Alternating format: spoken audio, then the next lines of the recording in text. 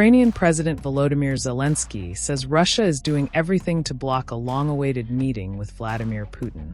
Speaking in Kyiv alongside NATO chief Mark Rutte, Zelenskyy urged allies to impose fresh sanctions on Moscow if it shows no interest in peace.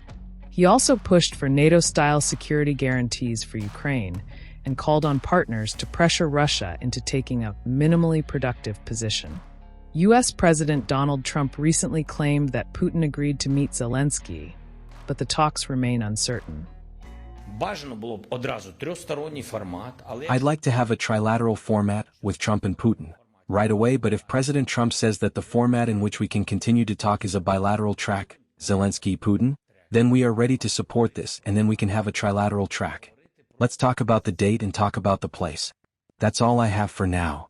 The Russians will try to do something else now to avoid a meeting. The issue is not just the meeting. The issue is that they don't want to end the war.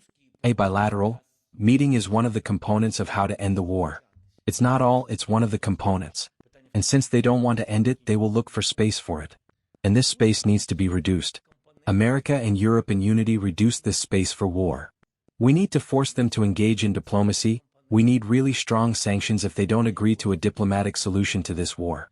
If they don't want to end the war, we are very much counting on strong sanctions packages from our partners.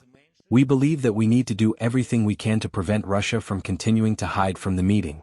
And these should be Article 5-like guarantees, like the 5th article of the NATO treaty. And these are really effective security guarantees. This is the result we should achieve. But now we see that the Russians are doing everything to prevent the meeting. Ukraine, unlike Russia, is not afraid of any meetings between leaders. We are ready to work productively to the maximum. We hope that partners will help ensure at least a minimally productive position of the Russian side. We don't have enough planes to guarantee us safety in the sky. There is a number we need, I'm not ready to talk about it yet. But we need to be all on the same side so that the partners agree, and they do agree in principle, on the presence that we need, on what kind of air fleet we need. For example, Turkey, which stated at the last meeting of our coalition of the willing, said, "We want to be part of the security guarantees for Ukraine and part of the sea. We are professional, we know how to help in the Black Sea.